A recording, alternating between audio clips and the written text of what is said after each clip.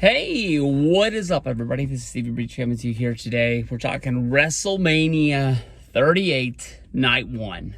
Honestly, a pretty memorable first night of Wrestlemania. I can easily tell you that I'm not the biggest fan of the two-night Wrestlemanias. I'd rather just get it over all in one shot, even if it would have been a little bit longer.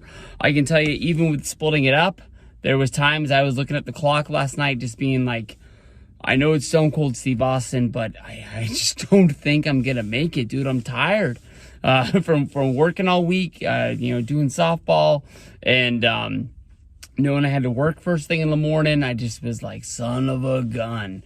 I'm at the point now where I wonder how I even did it when I was just hitting the towns for WrestleMania. I know that I haven't been to one since WrestleMania 32.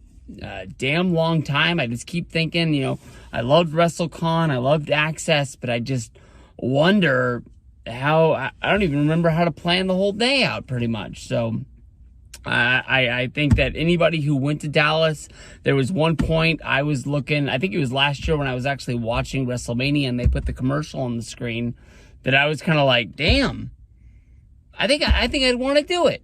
But couldn't find anybody that wanted to jump. Hopefully it's a little bit different with next year with Los Angeles. I can tell you that I wouldn't want to plan it by myself, but if I can get my boys to go with me, I think that honestly it would be fun.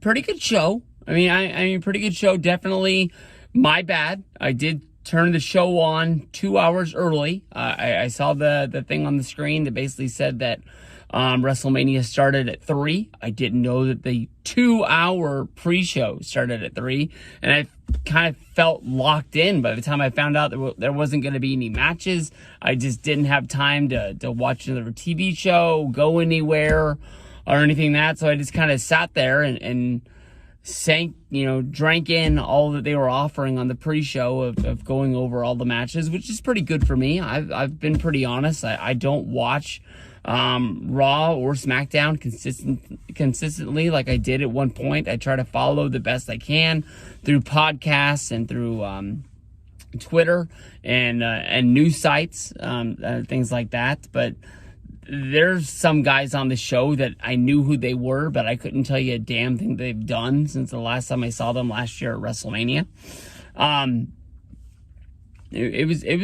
I thought it was a pretty damn good show. Gave you moments that if you only tuned into WWE once or twice a year for WrestleMania, maybe the Royal Rumble, that you'd be like, I understand why this still works. I understand why they, filled up AT&T Stadium. Only 77,000, I believe, is what they announced. So the number's probably consistently lower than that, way lower than WrestleMania 32, where they announced more than, I think it was 112,000, if I remember right. And I know some news sites basically, said that was a more torn apart number than WrestleMania 3 ever was. But definitely go from there. Stone Cold Steve Austin, big main event.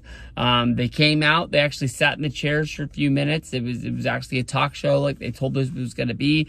I think they really wanted to under promise, so that way when they had their brawl, they could over deliver.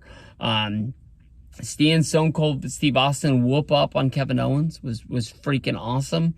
Seeing Kevin Owens whip up on Stone Cold Steve Austin, where every time you saw him dropped on his neck or dropped on his back, you're just, oh, he's gonna feel that tomorrow. I wonder, how he rolled that of bed today. So seeing Stone Cold, you can easily, say that so many times, we thought that they were building towards something, whether it was him versus CM Punk, him versus Brock Lesnar.